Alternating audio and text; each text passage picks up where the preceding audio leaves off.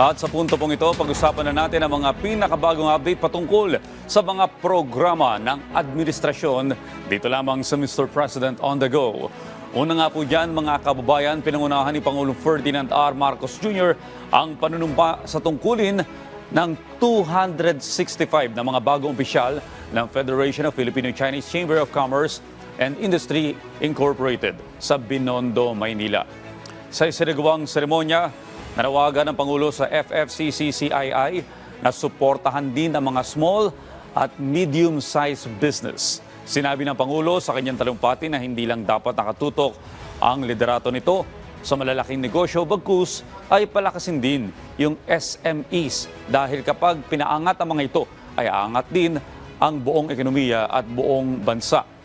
Hinamon din po ng ating Pangulong Marcos Jr. ang grupo ng mga negosyanteng Pinoy na isulong ang mga industriya sa bansa sa mga pagbabago na kayang sumabay sa pandaigdigang kompetisyon at handa para sa kinabukasan.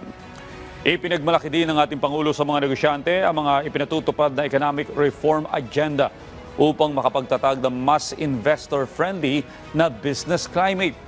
Tinukoy rin ng ating Pangulo ang Green Lanes para sa Strategic Investment Initiative na nagpapabilis sa proseso ng mga pangunahing pamumuhunan at binawasan ang red tape sa burokrasya.